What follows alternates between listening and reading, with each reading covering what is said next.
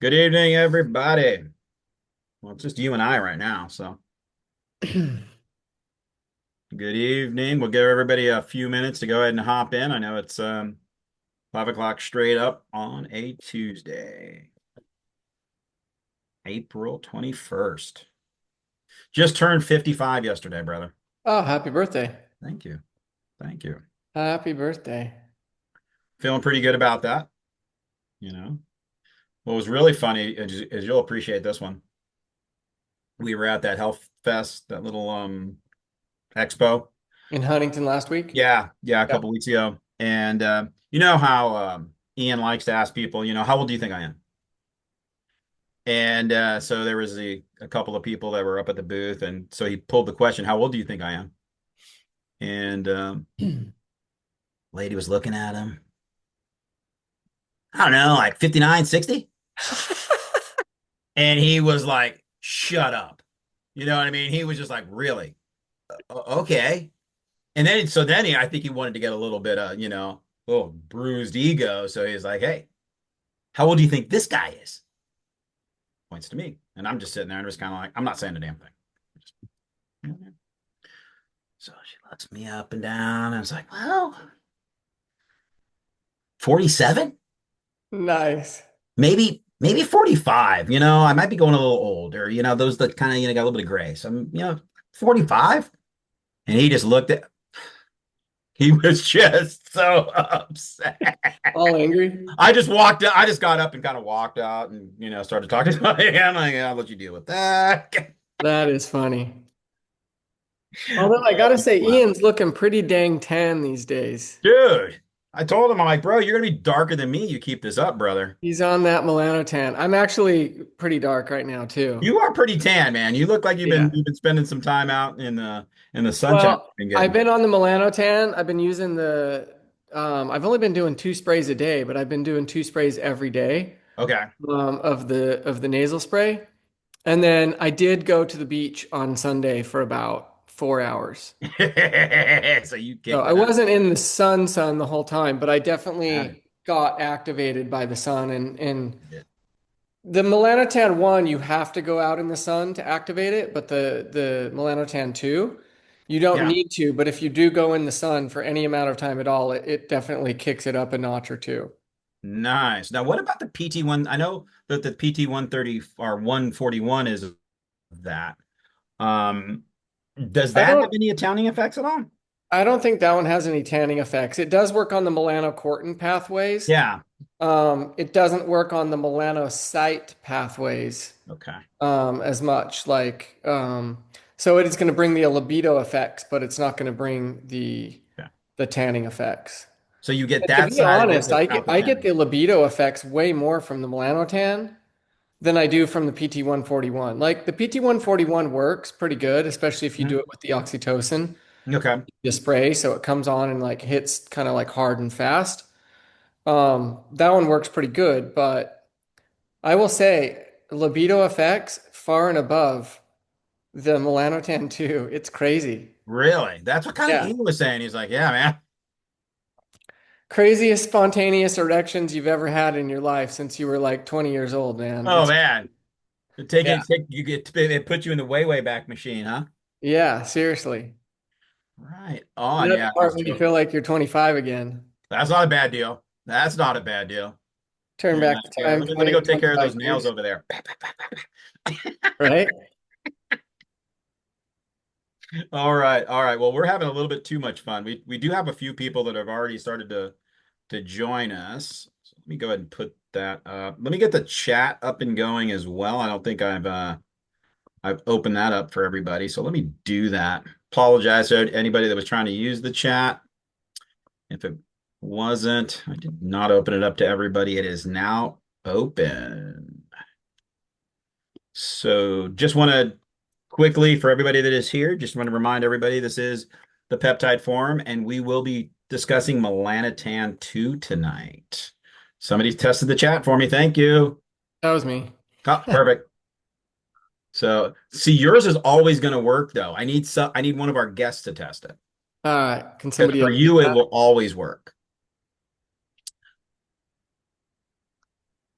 Maybe so. Who do we got on so far? Let's see, why did it save that? So far, we have. Let me pull up my guest list.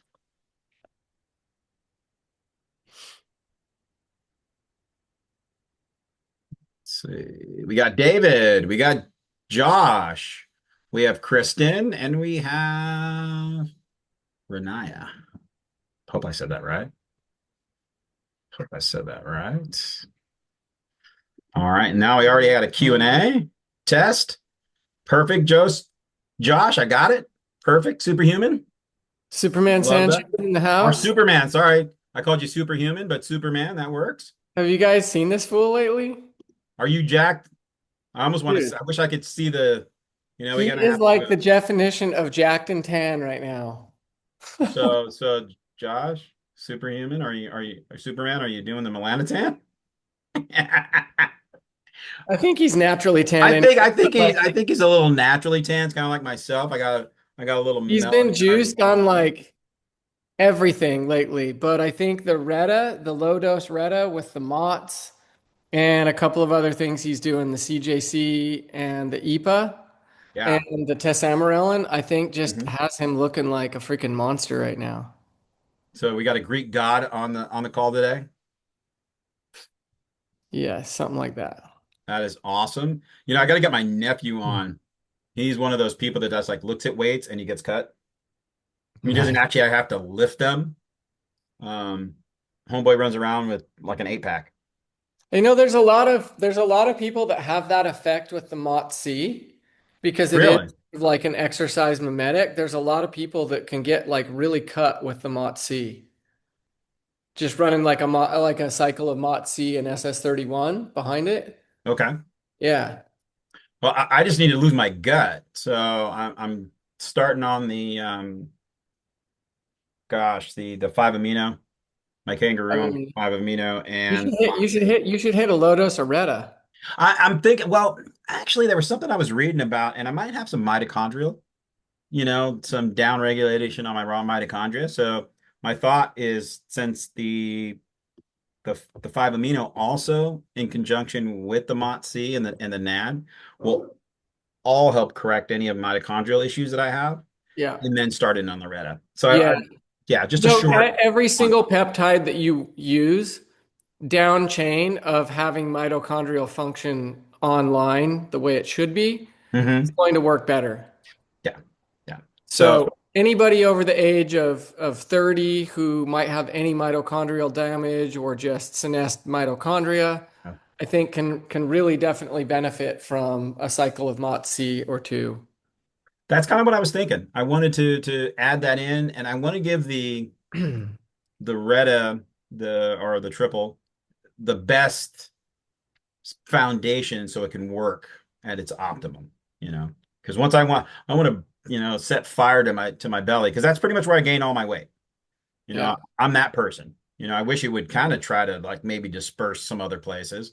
But my arms are fine, my legs are, but then every last ounce is stuck. You know that the tesamorelin is Yeah. actually quite good for, midsection fat, especially the older you get. Okay. It's a growth hormone releasing hormone, but I think it actually has a bigger effect for many people Hmm. on actually deleting belly fat and love handle area, like midsection fat, Yeah. than it does on necessarily like building lean muscle. I mean, I guess it builds lean muscle at the same time, which is kind of why it works so good. But Yeah. I mean, combined with the CJC 1295 and ipamorelin, that's a muscle building fat loss combo right there. I may have to look at that too then. Because I was just going to do the triple and then especially doing these, I do have more research. I will say though, if you are cycling Retta, Hmm. a lot of people will cycle the CJC EPA and the Tessa with the Retta, so they'll try to keep lean muscle mass on while they're deleting that visceral fat. Yes. They kind of have different effects on glucose and also on your hunger module. So the CJC EPA and Tessa are going to make you hungry, while the red is going to hopefully, take away some of the hunger and cravings and some of the food noise. So they do kind of, I wouldn't say they cancel each other out, but you can There's a balance. run into less of the hunger modulation effects of Mhm. retatrutide if you are using those growth hormone secretagogues Okay. cycle. See, I learn something every time. Cool. Every Well, time. let's get Oh, into it. get started. Before we begin, let's please understand that everything discussed today is strictly for research and educational purposes only.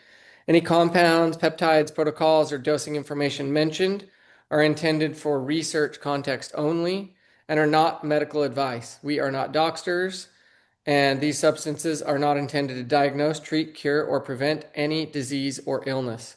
Nothing shared in this discussion should be interpreted as a recommendation for personal use. That context is all up to y'all.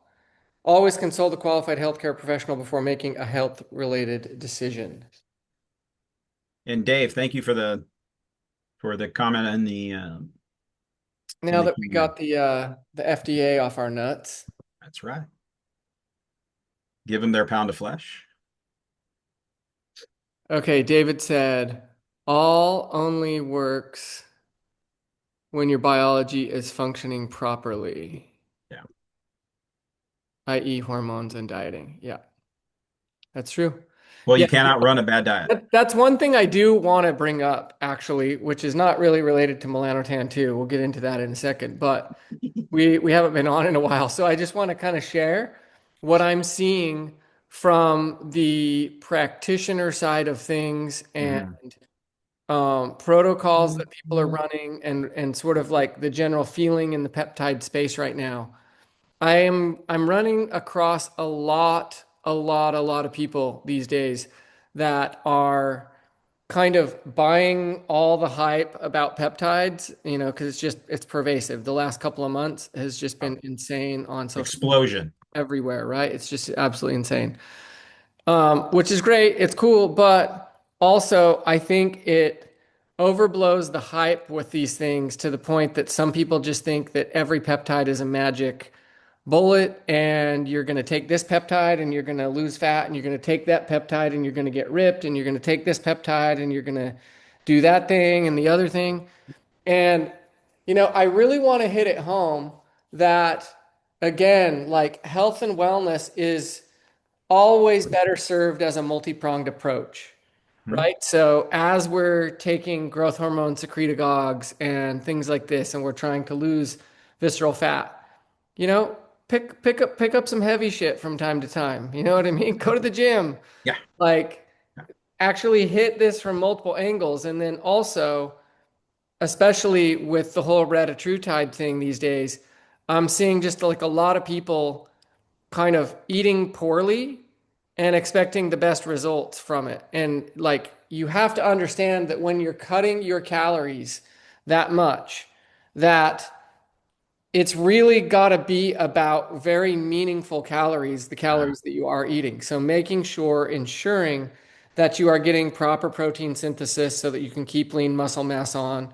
I mean, you're seeing all the lawsuits with Eli Lilly over semaglutide and like the GLP-1 and even GLP-2, tirzepatide. There's like all these like wave of lawsuits coming and all of this stuff because people have been kind of treating it like a magic bullet and not doing anything different in their lives other than like sticking themselves with this needle once a week.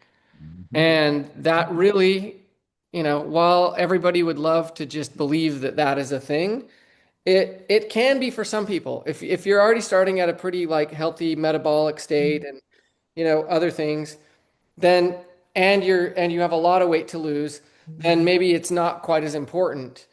But so many people are taking retatrutide these days to just burn 10 pounds, 20 pounds. They're not like severely overweight. They're just like, oh, I just want to trim up. I just want to get shredded. I want to look like Superman Sanchez, whatever. You know what I mean? Like I want to look like Superman people Sanchez. are just trying to like tone up and make their abs show and all this stuff without going to the gym. And it's kind of like, just understand that you are always going to get more out of any peptide regimen and any protocol that you're doing, if you're actually properly looking at your nutrition and properly going to the gym, lifting weights, running, cycling, staying active. You know what I mean?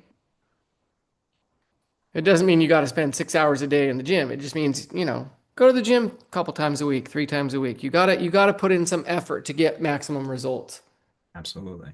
And the nutrition, like you were saying, you have to have the building blocks for your body to go through this big renovation that it's doing.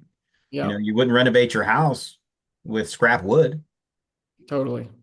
so put the good stuff in, get those omegas into your diet, get a nice balanced nutritional plan, you know, colors, have more colors on your plate. Yep, more colors. I like that. All right, should we get into melanotan? Let's get into melanotan, baby. See, how do I share my screen here? All right, down at the bottom, there's going to be a green arrow in the middle. You're going to go ahead and press on that. Green arrow in the middle. Share. Here we go. And that should pop up and we should be good. You may have to go to slide show so it goes to the full screen. Uh, Oh, you have the apple. yeah. Okay, hold on. Go ahead and make this enlarge that so it's full. And then where is it? Why is this not taking me full screen? I don't know why it's not taking you full screen.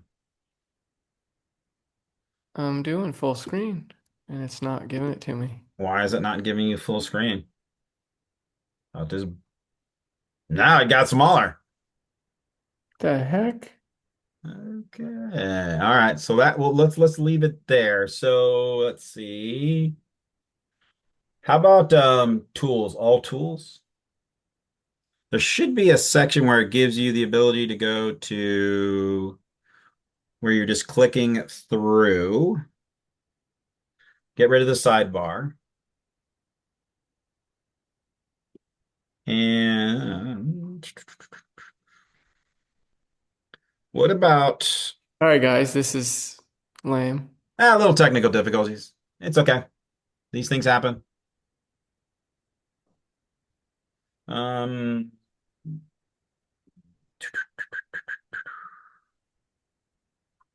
what about the arrow up here over on the left?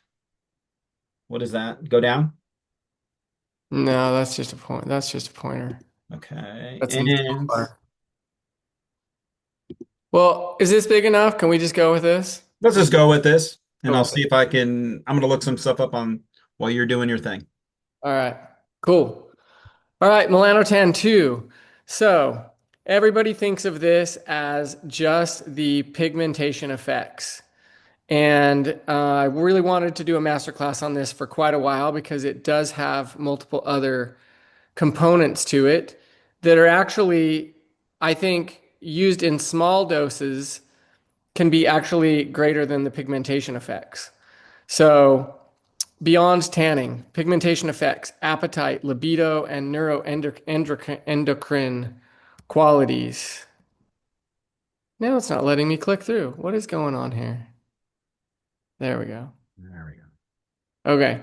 So, what is melanotan 2? It's a synthetic analog of alpha MSH, which is alpha melanocyte stimulating hormone. So, that's very important when we start talking about libido effects and things like that. So, this was originally developed to induce physiological pigmentation and provide UV protection potential. So, you can think of melanotan 2 as like when you go out in the sunshine and you're super white like me and you stay out for too long, you get burnt.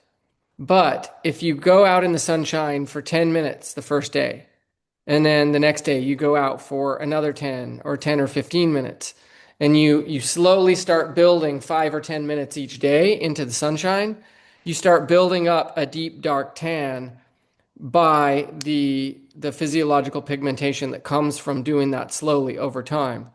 So that's basically what melanotan 2 is mimicking in the body, right? So the UV protection potential that you get from that is actually pretty great. Um, some people think it's theoretical, but there's actually a lot of science that says that it does actually give you protection when you build that up over time and you have that natural pigmentation in the skin, that it does give you protection from particular UV rays. So, um, it has a broad spectrum of action. It acts on multiple melanocortin receptors, the MC1R and the MCR5. So it extends effects beyond your skin. So when we start talking about the melanocortin receptors, we're starting to get into the libido category because this also starts to spill over into things like the secretagogues touch that a little bit, and things like PT141 and kisspeptin are definitely in that category. So, we put melanotan 2 in that same category in our company. How we have, like each category of peptide categorized by color. This is in the pink or red category, which is definitely in the libido and sexual support category. So the tanning, I don't know if it could be sexual support, other than I guess you get more sex if you're sexy and tan and look better. But yeah, so anyway, this is a shortened cyclic structure. It's highly stable and it's got broad receptor affinity. And again, we talked about it's an alpha MSH stimulating hormone. Um, and it also works on the melanocortin pathways as well as the melanin pathways, which is what's going to be giving you the tanning effect. So it does have a rapid breakdown. It's a 13 amino acid sequence, so it's Very short. not super small, but it's also not super big. It's on the smaller side. It's not massive. And it's a rapid breakdown. So it breaks down quite quickly, on the receptors in the body. So the melanocortin system, the MC1R is what is biologically available for skin pigmentation and photoprotection, and the MC3R and MC4R hits appetite, energy balance, and libido. So those are some of the same ones that again the PT141 and the kisspeptin are hitting. And then the MC5R works on the endocrine glands and the skin physiology. So there's a lot of sort of crosstalk across different systems here in the body and different families of receptors. So uh, this is just so these receptors are distributed in skin with the melanocytes and the immune cells, in the brain, in the hypothalamus and the central nervous system, and in peripheral tissues in adipose and exocrine tissues. Kidneys, things like that. So the melanotan 2 binds to receptors and activates the melanocortin signaling cascade. So you administer the melanotan 2, the melanocortin receptors activate the MC1R through 5R, and then signal amplification to the melanin production and neuroendocrine changes happen. So it hits two pathways as the signal amplifies. So uh, increasing the C-AMP pathway elevates cyclic AMP intracellularly and produces the melanin production. And then neuroendocrine signaling changes start to happen in that cascading effect as well, which is where we find the sort of sexual stimulation part of it. So, stimulates melanocytes. It directly acts on pigment producing cells in the skin, increases uh, eumelanin, which triggers production of darker UV protective pigment. So that was something I didn't know before. I didn't really know what eumelanin was, but people just think about melanin, but eumelanin is actually like a broken down piece of, or sort of the downstream of melanin. And so it triggers that for the darker UV protective pigment. So this leads to aesthetic tanning, skin darkening, and reduced UV sensitivity. So this says theoretical protection. Um, Again, it depends on where you do your research. Some places will say, hey, it doesn't really give you any added protection from UV. And then other sources will tell you it absolutely gives you protection from certain UVA and UVB rays. So, um, this is kind of showing you how dark you can get with your baseline. And I will tell you the first time that I did Melanotan II, I was doing probably like the top dose, like 1 milligram a day. And I was doing that for like a full, well, I did it for like 3 days and then I dropped to a half. But for 2 weeks, I was literally taking a dose every day, like a half a milligram a day. And I will literally tell you, I went from the baseline far left there to about 3 quarters. I got very, very dark.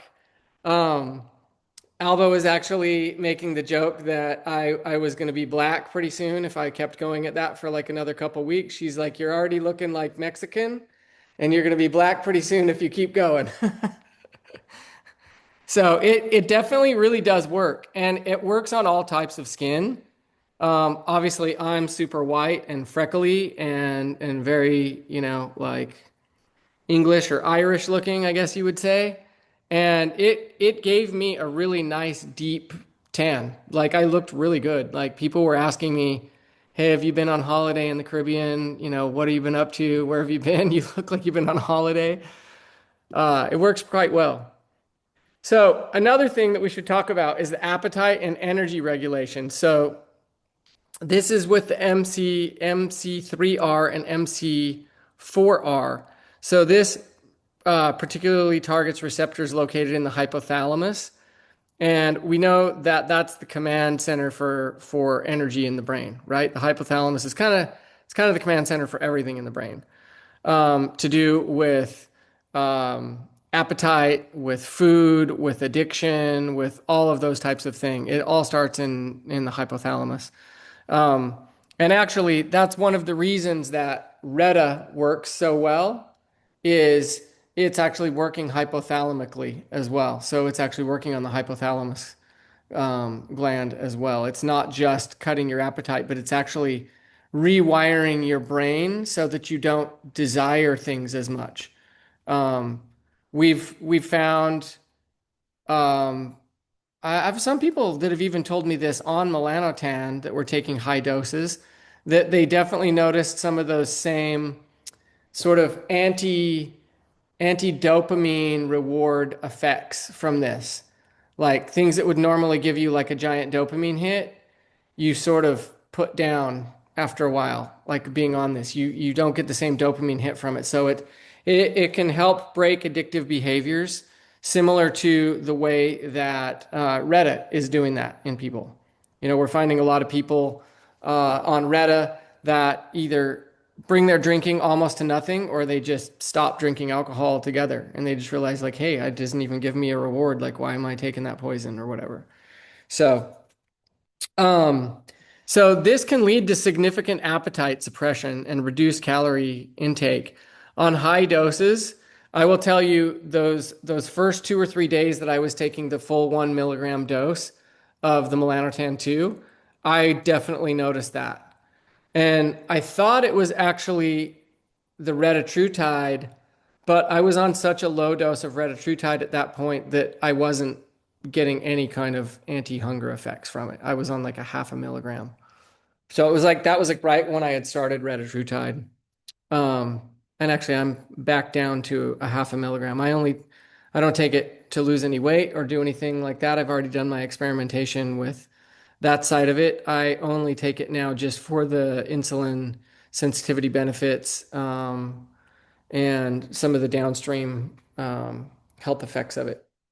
So this also actually works on the energy balance pathways, directly linked to systemic metabolism and basal energy regulation. So the way your appetite works, how do I should have written this in my notes, but the way it works with your energy balance pathways is generally when you are fasting and then you eat a big meal and you get like super low energy after that meal because all of your blood rushes to your stomach and you have like say food coma. What tends to happen is you eat less calories at a time.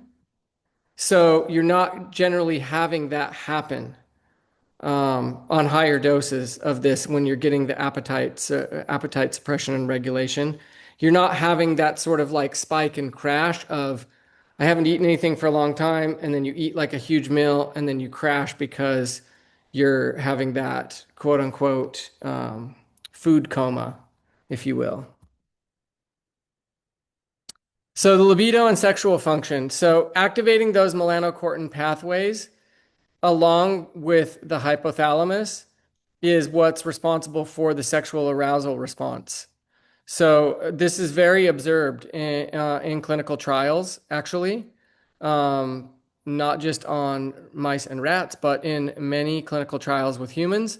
It significantly increased libido in men and women both. And for men, they experienced many spontaneous erections. Um, and actually, I guess the equivalent for women would be, stimulation in that area as well has been quite reported as well. So, I have had a lot of clients recently that told me that this brings them similar to my encounters with it, actually more sexual arousal uh, in that category than, let's say, PT-141 even does. And now, this is actually a cousin of PT-141. So just let that be known that they are in the same family and they're actually cousins. They have some of the same chain of aminos, but they're just tweaked in slightly different ways. So the central nervous system signaling effects are primarily centrally uh, mediated, brain driven, rather than acting directly on peripheral vasculature. So this is one of the awesome reasons why peptides that work on libido and sexual function are so much better than like traditional, let's call it dick pills, There you go. The for PD, lack of a better term. Let's say, Viagra or what are some tadalafil. Tadalafil, any of those, yeah. So when we're talking about those, as when it comes to libido and sexual function, those aren't really those are only sexual function. They're not actually creating libido effects. They're only creating blood flow in that area so that obviously erections and are happening or whatever, right? So when it's actually activating you from the brain, from the hypothalamus, from the central nervous system, and from the neuroendocrine system, it's actually creating desire. So it's actually creating want and desire. So it's building actual libido rather than just, building blood flow function, which is really great. And it does have some blood flow mechanics to it as well. There is a peripheral response, of course, but I think much of that peripheral response is due to um, libido. It's like actually building the libido. Well, like you said, the desire. I did have a quick question or comment from Alec I wanted to go ahead and share. The day I had a friend taking melanotan, and when they first saw her, they were afraid that she might be dying because she had a grayish look to her. A grayish look. Interesting. Yeah, is that something that it caught in your research that you've come across with melanotan? I have not. Actually, it does, depending on your skin tone to begin with. It does it does change as you start to use it, like the first week. The tan can be, I did read that the tan can be almost like bluish in some people. That could be the gray. until it comes in all the way. I didn't notice that with myself. I just noticed that about the third or fourth day in, I was like, yeah, I'm actually starting to get a little bit tan. And for me, and I did some research on this, for people who are freckly, I'm most definitely freckly. For people who do have a lot of freckles and moles, those will become darker faster. So before you start seeing like an overall tanning effect, like your skin spots or your sunspots, your freckles are going to become darker first. But to be honest, that's exactly what happens to me when I go out in the sunshine. So if it's been winter and I haven't been out in the sun a lot and I go out and I'm working in the yard, then I come in and that those first couple of times that I go out, it's my freckles that pop out darker first. So to me, it really just felt like accelerating going out in the sun and getting a nice deep dark tan without going out in the sun. Like over the course of about a week, I got pretty decently dark, and over 2 weeks, I got extremely dark. And I did read at first when I started using it that the effects can last up to 6 to 8 months. And I will definitely say that the effects did not last for me for 6 to 8 months. They lasted more like 6 weeks, 6 to 8 weeks. Like if you stop taking it, I think after about 6 to 8 weeks is what I kind of experienced, experimenting with it, cycling on and off. I noticed probably after about 3, 4 weeks, it started to fade down a little bit. And probably after 5, 6 weeks, I would say the tan was back to almost zero. I was pretty white boy again. You're back to your baseline. Back to my baseline Alec white boy. Allocate threw in another one. It was asking, is melanotan dangerous for blondes, i.e. skin cancer? I haven't heard that I know that's a concern, but I haven't seen any literature where it shows that it actually does have. So I was reading up on that because a couple of places did list like, hey, stay away from this one if you've had um, any function of cancer in the body or any scares or any cancerous moles or anything like that before. And everything that I found said like actual science backing it pretty much drew conclusion that the only way that could really be a bad thing is because people tend to think that they have more UV protection than they do, so they'll just go out in the sun more and more and more Mm, rather than like regulating it because they look tan and they're not going to see a sunburn as much because their skin pigment is darker, so it's not going to show up as quick, and they're not going to feel it as much because they already have that tan. So it's I didn't read anything anywhere that actually said that it could exacerbate skin cancer or anything like that. Now, mhm. it did say in many places that obviously what I said before, any moles that you have, any dark spots on your skin will get darker faster first before like your overall skin tone will change. And I have a couple of moles on my belly that I was watching, and one of them did seem like, I mean, both of them got like really dark really fast, and one of them almost seemed like it was becoming more three-dimensional over a couple of weeks. Hmm. Like I could kind of feel it where I couldn't feel it much before, like it was raised a little bit. Okay. I kind of just, I was doing some research on it and it said not to worry too much about it unless it like started to get sensitive or anything like that. Um, And if the shape but starts to get irregular. if the shape starts to get irregular, or if it starts to turn kind of like dark, but like grayish and look cloudy in any way, it didn't. And then actually, when I sort of tapered off my dose and went to baseline zero again, it went totally back to normal. Flatten back out. Yeah. It just looks like a freckle or a light mole again now. So And it Brooke, it it was just the tanning effect of it. And I what? think that's just because in those areas, your skin actually has more melanocyte receptors in those areas naturally, which is why they're pigmented more anyway, naturally, right? Yeah. Did you say there was another question? Brooke actually had a great comment in the chat. So if anybody is interested, I would definitely take a look. She's talking a little bit about the mechanism of action on Viagra, and then she just added a great one on about UVA and UVB. Cool. I can't see those. Do you want to read those comments? Sure. I'm Okay. full screen now, so I can't see anything else. No But problem. The first one was basically she had not heard that the effects of the PT-141 were stronger.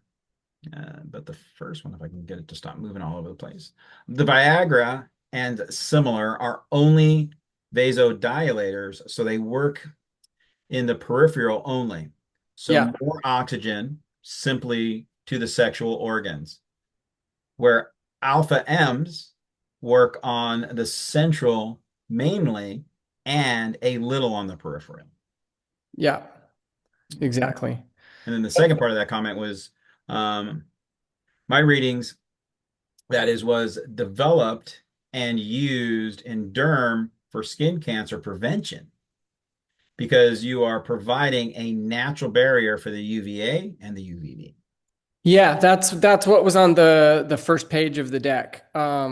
It was originally developed for tanning and for UV protection, so that you could again kind of bring that without going out into the sun. You could bring that deep dark tan, which is then going to protect you when you go out in the sun further from there. Yeah, it stands to reason, right? Yeah. But then also, because of that, people feel a little bit overconfident, which is what I was reading where, like the skin cancer could come in because if you felt a Mhm. little bit overconfident, you could just stay out in the sun at the wrong time at, high noon, 2 p.m., like the height of the UVA and B rays during the day, and you could actually get some skin damage from that, even having that protection in order. So, additional systemic effects includes possible mood modulation and variable increase in subjective energy levels. I will definitely say that I had pretty high energy levels when I was taking it like in high doses. My energy was kind of high, and I will say I was actually going to bed a little bit later as well. Like I was staying up an extra hour or so. I wasn't getting tired as much, um, which is one reason why I would actually suggest not taking it in the evening because many people can find it somewhat stimulating. So I would not take melanotan in the evening if it were me. I would regulate it to or relegate it to a morning peptide or maybe afternoon at best. Okay, that could be interesting for sense that it's more of a sexual wellness type of peptide. So yeah, I guess you have to adjust your schedule for that. Yeah, I mean, so here's the thing. Those effects are systemic Hmm. and they're not happening like immediately after you take it. In fact, when you're on a high dose, I noticed every time when I was taking that full milligram dose that I would feel kind of woozy for a few minutes after it. Like when you take some peptides and you feel like pretty Whoa. and warm, like it would Hmm. flush me pretty hard and I would feel a little woozy and I would have to like sit down for 10 or 15 minutes and just kind of like chill out and let the heat dissipate off of my face and my neck because I would feel quite flushed from it. Now, again, that's taking a high dose straight out of the gate when my body had never had it before, wasn't used to it. Um, I don't recommend people to do that at all. Sometimes I like to get a little crazy in my experimentation and I go buck wild with things, and sometimes it's good and sometimes I pay for it. So, but that's why I'm here, so I can help you guys not make those mistakes.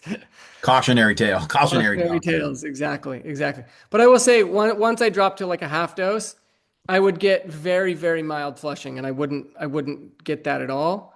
I never really went back to high doses after being used to the half dose. I felt like the half dose was like super strong for me anyway, so I never really experimented with high dose after like a half dose because I just felt like I guess maybe a half dose was my full dose. Like that's what my body needed.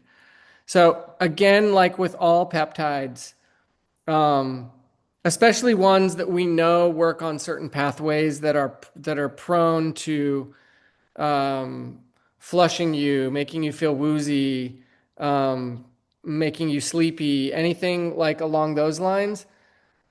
I I caution people to start slow. Like if 1 milligram is a top dose, start at 250 micrograms. You know what I mean? See if you tolerate it for a couple of days first and see, just see how it goes. Like with our nasal spray, Melanotan II, I don't recommend that people take 4 sprays first day Mm, because we've had some people that go nuts with it and take 4 or 6 sprays the first day because they just want to get super tan super fast and see the effects. And I've actually had 2 people tell me that they did 4 sprays and they felt like slightly queasy, like a little bit nauseous. mm, So I always say, and then they said that passed after like a few days of using it, like that never happened again, like your body gets used to it. So just like with everything, just like with Retta, don't start out on a 2 or 3 or 4 milligram dose. Like start out with like a half a milligram.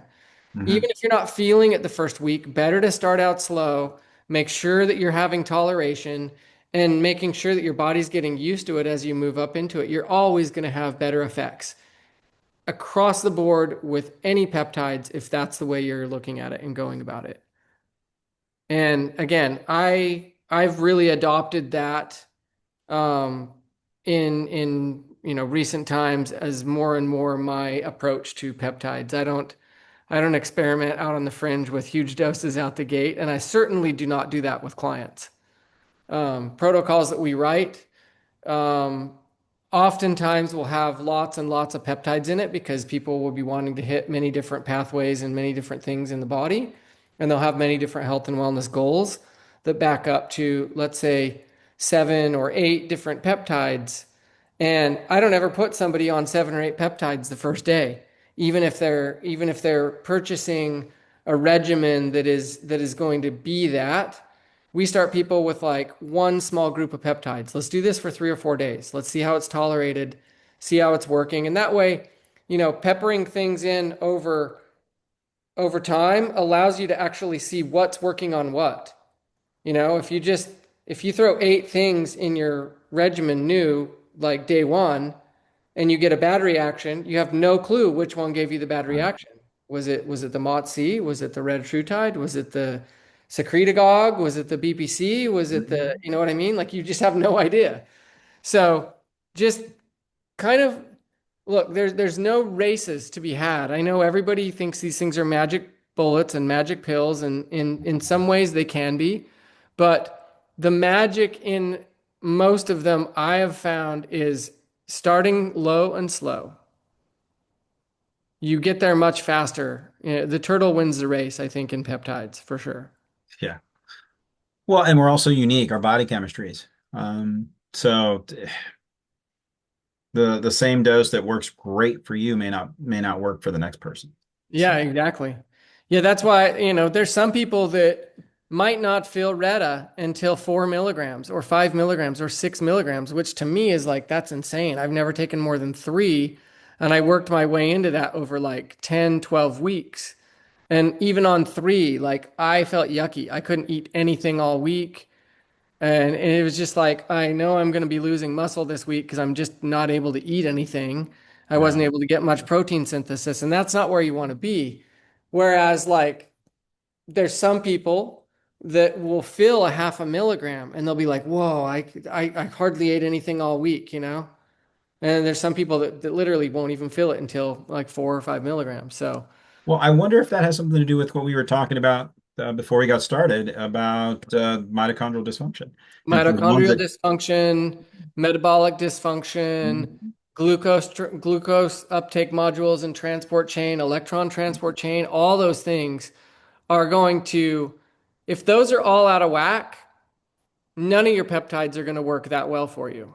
So, generally speaking, if somebody starts out on Retta and we get them fairly quickly over 3, 4 weeks up to like 3 or 4 milligrams, and they're not feeling it at all, we take a pause. Like, hey, let's stop. Let's work on something else first. yeah. Let's go off of this for 5 weeks and get it completely out of your system so that your receptors are reset back to zero. And then let's tune up your metabolic health. Let's tune up your mitochondrial health.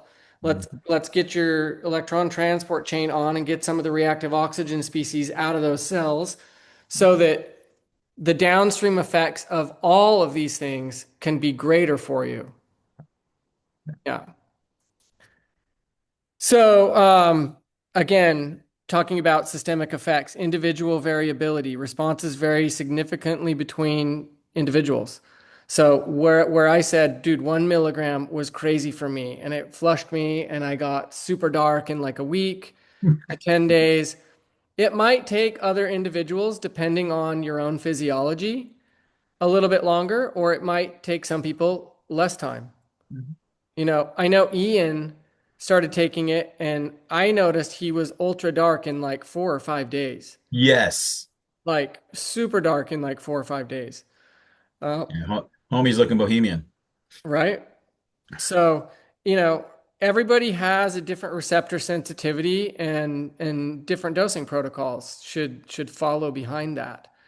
So, starting low and slow and working your way into it is always the best option. Um, Cutaneous response, broad physical alterations beyond local pigmentation sites. So, this is talking about um, like freckles and moles and things like that can have alterations beyond, like those can get extra dark. You know what I mean? And I noticed that those came out really dark at first and stayed really quite dark until my tan really came in evenly across the board. And when I say even, it's really a very even tan. It's like everywhere. It's like even on your scalp. So there's like no sun, there's like no tan lines anywhere. It's very like evenly distributed across the body. It's pretty awesome in that way. Um, because it really does look like a natural earned over time in the sun response. So, and then the clinical variability, the highly individualized response matrices influenced by genetics and dosing. Yeah. Again, all peptides are going to do that and be somewhat like that. Oh, it looks like girl wanted to come say hi. Yeah, hey, we got a special guest. Yeah. Come say hi. Come say hi. Say hello. Hey there, how you doing? She knows she's not supposed to be on the table, but Yeah, well, she figured you it's were fun to say distracted. hi. So, mood and arousal. So, potential shifts in mood patterns driven by the complex central nervous system signaling. I will definitely say that I felt like up. If there's any men who have taken like TRT, testosterone replacement therapy, before, and you've kind of felt like maybe you were dealing with some light depression, maybe your mood wasn't so great, and after getting on testosterone, you noticed that your energy was through the roof and that your mood was through the roof and that you felt great, you felt strong, you felt vital, you kind of feel. I will say that when I first started taking the melanotan, I definitely noticed some of that effect as well. Hmm. Yeah. Um, I take a small amount now, and I don't know that I generally feel that from it right now, as I'm just kind of taking like 2 sprays a day just to kind of keep my tan going, keep it even. Um, but I will say that the metabolic energy definitely increased. My metabolic rate increased. I will say that it felt like it did increase my heart rate a little bit. I didn't check it. I didn't actually, write down my heart rate before and check it and then after. I did not do that, but I will definitely say that it feels like it may have raised my heart rate just slightly and maybe my blood pressure just slightly. Yeah. It's good to know, just in case for those individuals that might be thinking about it that have those issues. So, safety and considerations here. So, we have to always talk about these with every peptide. So, common side effects are nausea and gastrointestinal discomfort. I've definitely felt the slight nausea from it. Um, and I think that's coming from like when you take a really large dose, and I've heard from. I mean, we've letting out quite a bit of the MT2 sprays. We've sold, probably 1,000 of those already since we released it just a few months ago. Um, I will say that I've only had two people tell me that when they took either 4 or 6 sprays, that they felt a little bit nauseous for a few hours. And I've never experienced any gastrointestinal discomfort, nor have I heard of anybody experiencing gastrointestinal discomfort, any GI effects from it. But definitely the nausea is one of the bigger things that can happen if you jump right into it too much too soon. And I believe that similar to other peptides, that if you take too much in the beginning, you can kind of feel those effects like MOTS-C. I'm starting to notice across the board that a lot of people are very sensitive to MOTS-C, Hmm. especially just at the injection site, similar to the way they are sensitive to GHKCU copper or even NAD plus tends to be also one that tends to sting and once in a while give like a little rash or some redness and swelling at the injection site. So um, this is definitely one of those as well, that taking it low and slow can allow your body to adjust to it so that you're not going to have those negative effects from it once you get up to like a larger dose. So the facial flushing and vascular dilation, most definitely. Most definitely. If you take 4 sprays and you've never done it before, you are absolutely going to probably feel flushed. And pretty much everybody that's used it has definitely talked about the vascular dilation. Obviously, we've discussed that in the libido and sexual side effects, or not side effects, but effects. Facts. Um, and then increased darkening of freckles and moles. That we discussed that at length, and I'm um, living proof of that, being freckle butt over here. Freckles definitely darkened, moles definitely darkened immediately before I noticed the rest of the field of my skin becoming dark. So highly dose dependent effects. So again, if you're starting out and depending on, which piece of the puzzle you're using melanotan 2 for, whether it be the libido, whether it be the neuroendocrine effects and the libido effects, or the let's say satiety and like anti-hunger effects of it, Mhm. no matter what effects you're going for with it, I suggest starting out on a pretty low dose to begin with, like 1 to 2 sprays a day. Or if you're just starting out on an injectable, I would say 250 micrograms is a good place to start, at least for the first 3 to 5 days. Then maybe increase the dose to 500 micrograms and see how you feel there. You may not go beyond 500 micrograms a day. Hmm. Yeah. And then also, I've been looking at dosing on that, and the dosing is kind of like all over the place with different people. So some people take a higher dose every third day. Some people take a tiny dose every day. Some people are taking like a medium dose every other day. So I think the effects are kind of like the same across the board. Is all of those things that we mentioned are the effects. They tend to be kind of happening across the board in slightly varying degrees with people, again, because of people's dosing response and their dosing protocol. So there is limited long-term data on this. So I think that's why I had a hard time finding anything that actually said, yes, this could exacerbate skin cancer or bring it back if you have that history of melanoma or anything like that. Any skin cancers, things like that. But because there is no long term, this is a fairly new peptide. It hasn't been around for a super long time, or at least it hasn't been being used for a super long time. But there are a lot of people using it right now. I would say it's in the last 3 or 4 months come like very up to the forefront in popularity. And there's a lot of people using it, and most people using it correctly are getting great results with minimal or no side effects from it. So I like this dose response curve concept graphic on the bottom here. And this, I think, could go for like almost all peptides.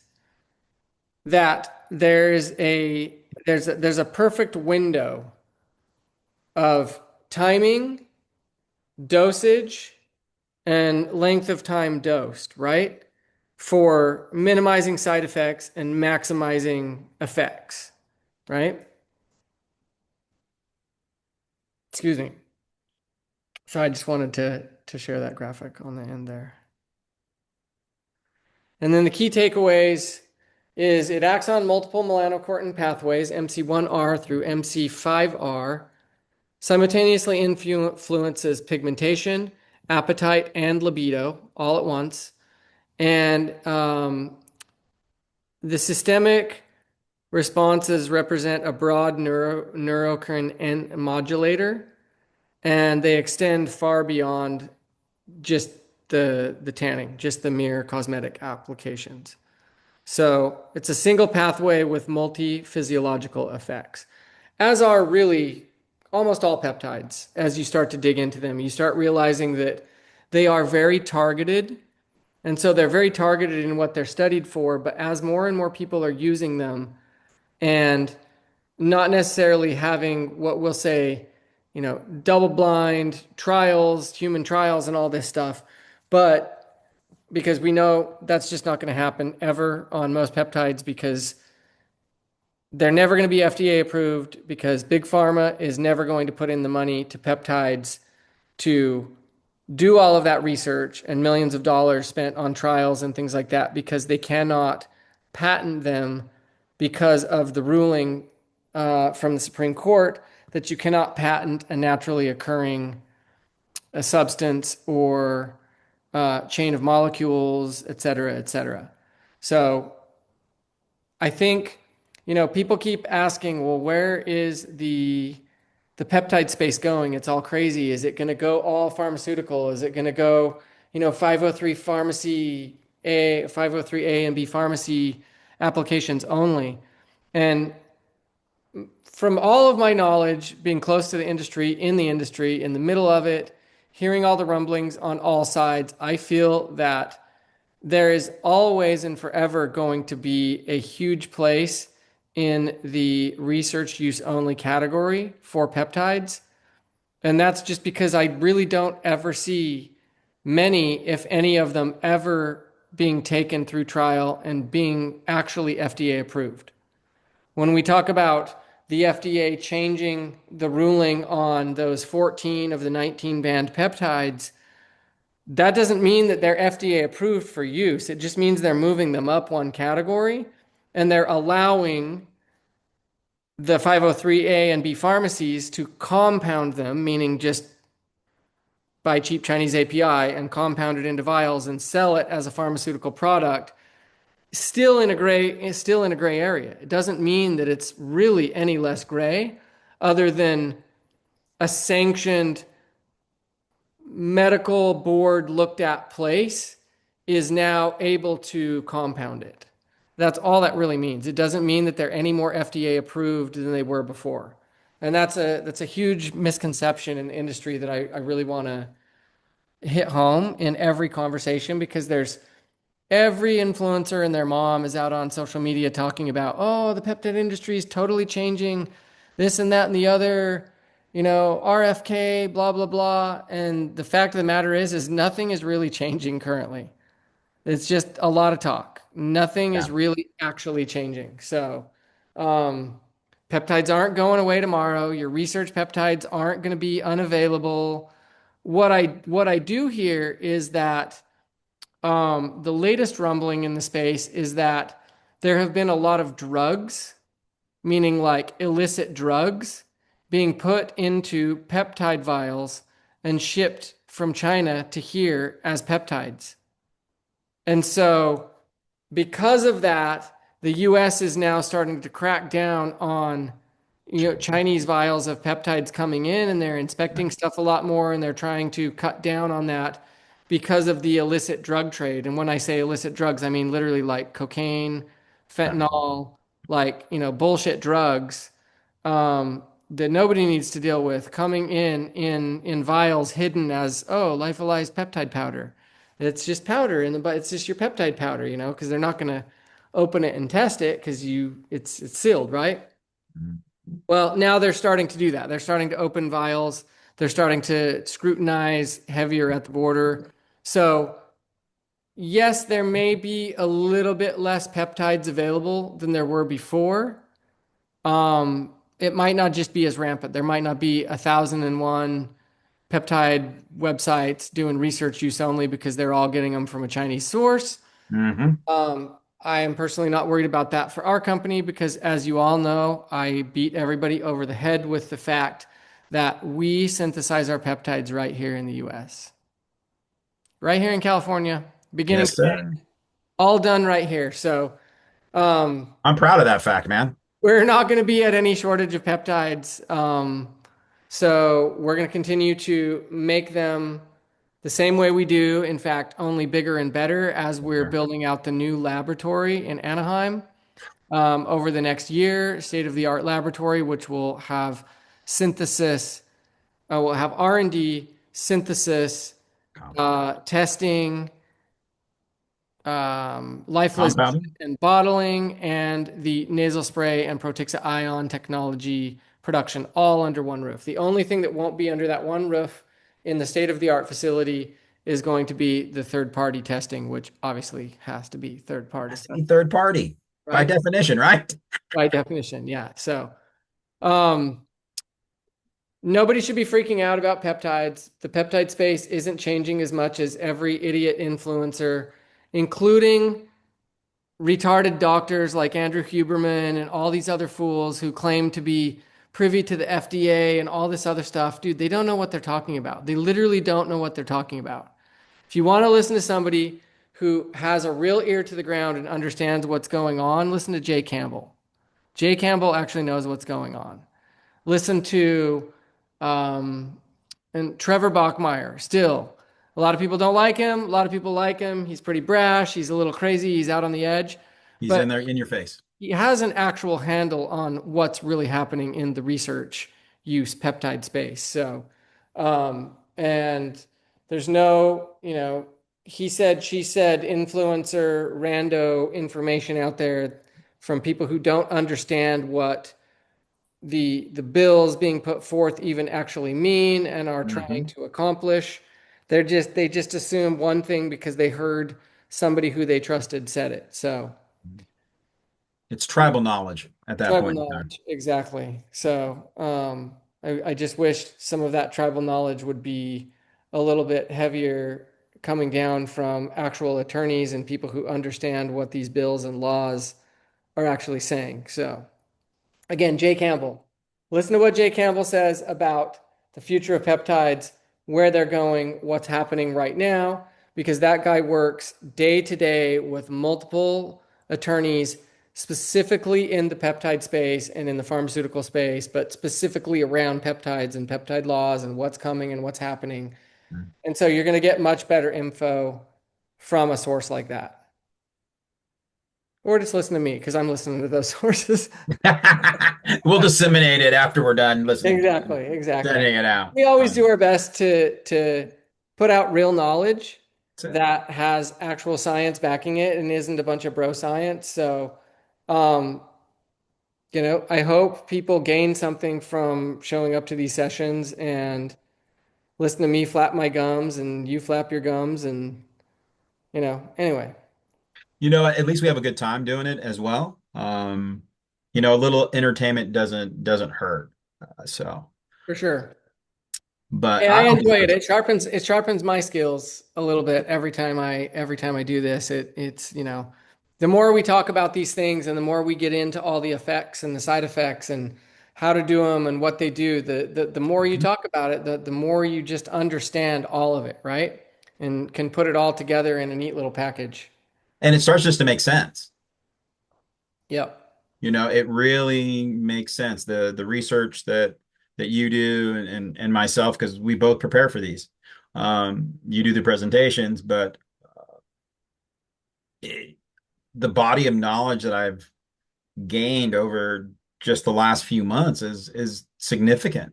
Understanding the pathways, understanding mechanisms of action, understanding what are some of the common reactions that you're going to get. The wonderful thing is most of them are really mild. We're talking injection site redness, maybe some nausea, possibly headaches, for the most part. So Yeah, uh, every time I they're well sit on a tolerated. panel or I'm in a podcast, we get somehow on the subject of safety profiles and all this stuff. And I always make Hmm. the joke that, like, yeah, didn't you hear about the 879,973 people who died last year from peptide related complications? And No. I'm like, oh wait, sorry, that was the alcohol statistics I was talking about there. Sorry, Yeah. sorry. Yeah. Zero people have died from peptides. Zero. Google it. Chat GPT it. Claude that shit. Do whatever you want on that one. You're not going to find Do whatever you want, do your research, it. but really seriously, quite very seriously, the safety profiles of many of these compounds, these peptide compounds, are as safe or safer than over-the-counter medications such as aspirin. Yeah.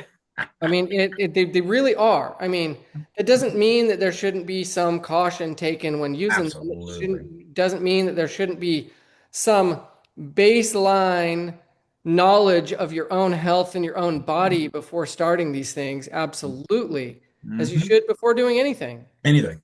Um, even nutrition, right? Like have a baseline knowledge of like your own body and what works for you and what's going to work best for you, even when it comes to nutrition. Hmm. So just love the space, love being out on the edge here on something that is, I guess, still sort of in the gray, and in my opinion, will always be in the gray because of the non-ability of big pharma to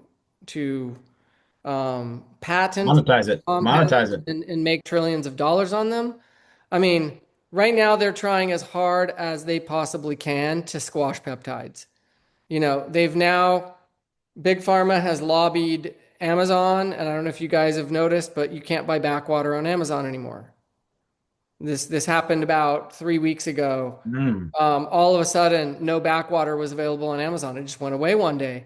And now there's all these rumblings that, like, oh, they're going to take away the needles now off of Amazon. You're not going to be able to buy your insulin needles. And I think that's absolutely ridiculous. There's so many people on insulin in this world that Absolutely. there's no way they're going to take insulin needles off of there. But that being said, there's plenty of other medical sites where you can go buy them.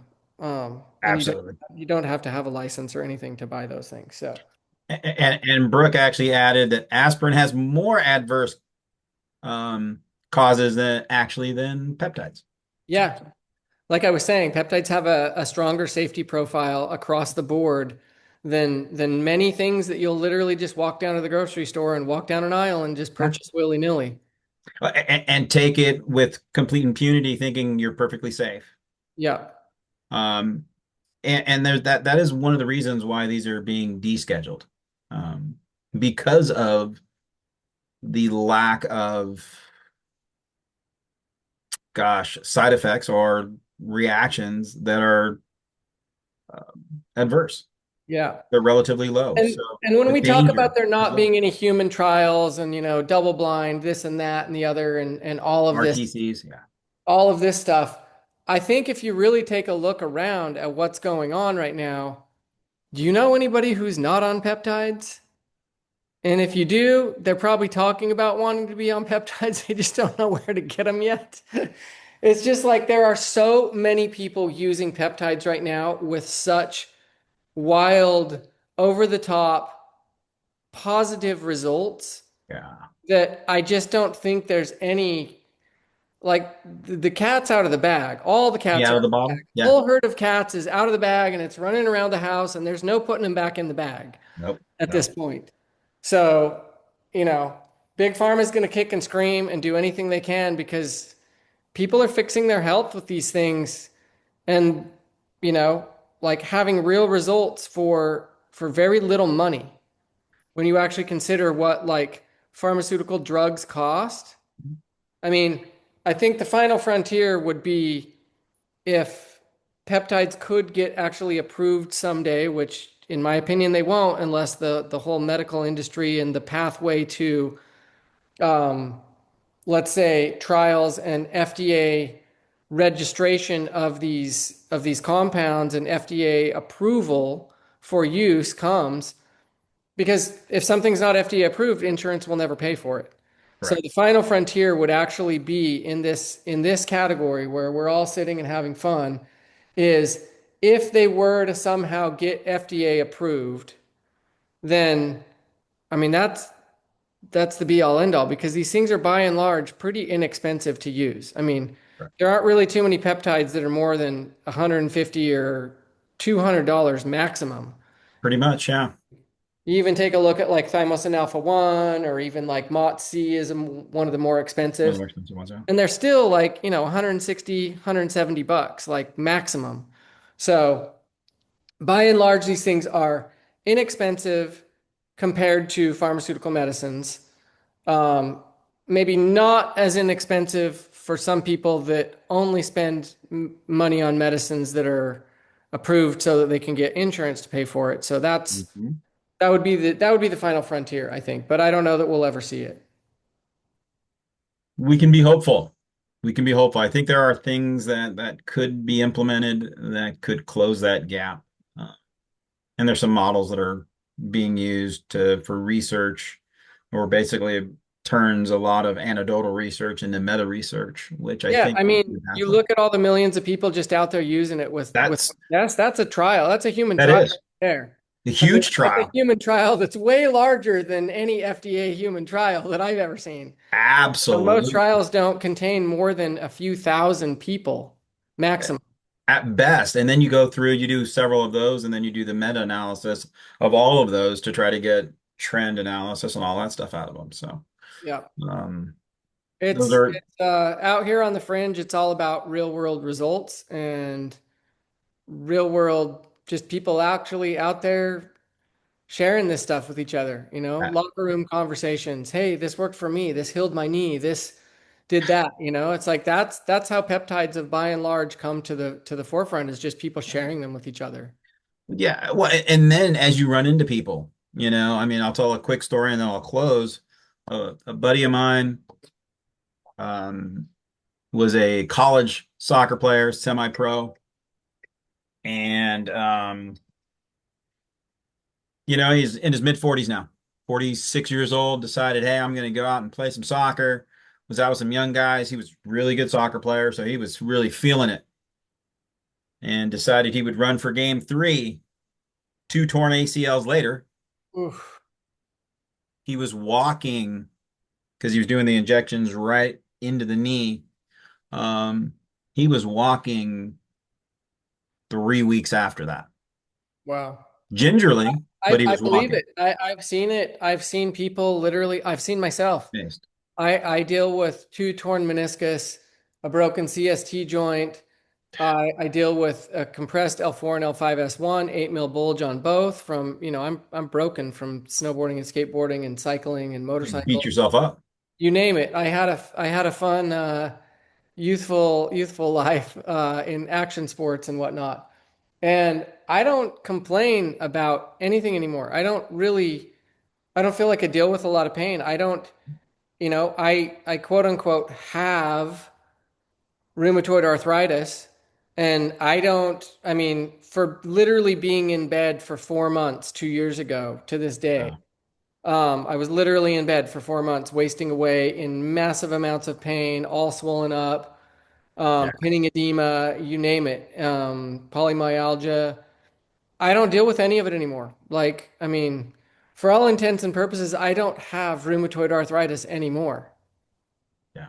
And if I do, if my body contains those markers, I certainly don't feel it. And I attribute that to three peptides. that I use constantly. Yeah. BBC 157, TB 500, 5 days on, 2 days off. I never take a break. I never cycle it. I only cycle off for 2 days a week, go right back on it, and I will till the end of time. And then I cycle 1 month on, 1 month off, 1 month on, 1 month off of thymosin alpha 1. Nice. Or if I find that I'm starting to feel like I'm getting a cold or the flu or I feel a little achy or something, thymosin alpha up, do a little cycle of thymosin alpha 1, sets you real straight, real fast. Gets that tunes up that immune system. Yep. And now my new thing is epitalon thymulin. I'm in a regimen of epitalon thymulin blend every night for 25 days. How is that? Because I actually that was something I was looking into myself. You know, we did the master class on it, what, a Yeah. month ago or Yeah, so, about almost a month ago now. a while ago. And I will tell you, it's awesome. And it's a sleeping pill like DSIP, Hmm. like for real. It really helps modulate your circadian rhythms back to normal. Um, it's doing all kinds of downstream effects as well. It's lengthening your telomeres, which is Hmm. literally anti-aging you, Reversing your age for sure. reversing your age genetically, literally genetically, like those little things hanging off of your The DNA. They're aglets, the lengthening your little aglets. right? So yeah, it's awesome. I mean, talk to me. I just started it like a week ago. So talk to Okay. me in a month. Okay. I'm And gonna I'll circle check back to in you on that. on how I'm feeling after that solid 25 days or so on epitalon thymulin. Nice. Yeah. Well, now Brooke said, "What? But you are only doing this like twice a year, right?" Yeah. 2 to 3 times a year, epitalon thymulin. You really don't want to cycle epitalon more than 2 or 3 times a year. Yeah. Too much. It's like if you're doing high dose, you'll do like 20 to 25 days on high dose and then don't do it again until way later in the year. Yeah, like another 6 months. Yeah. Yeah.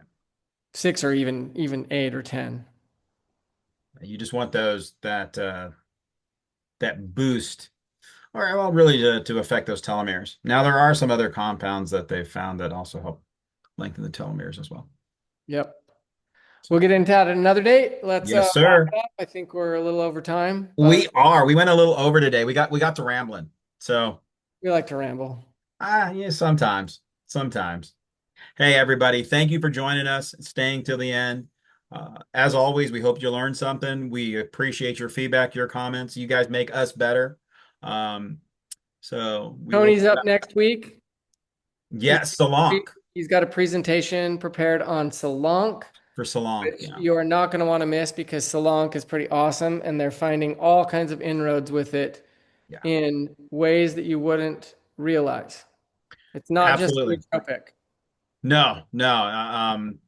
That actually might be one of its least effects. It's just a bonus. Exactly. Just a bonus. The nootropic and the brain cognitive boost. So we'll look But forward to that next week, I do and too. we'll see you guys all next week. See you then. Have a great evening. Thank you Peace so out. much. Bye bye now.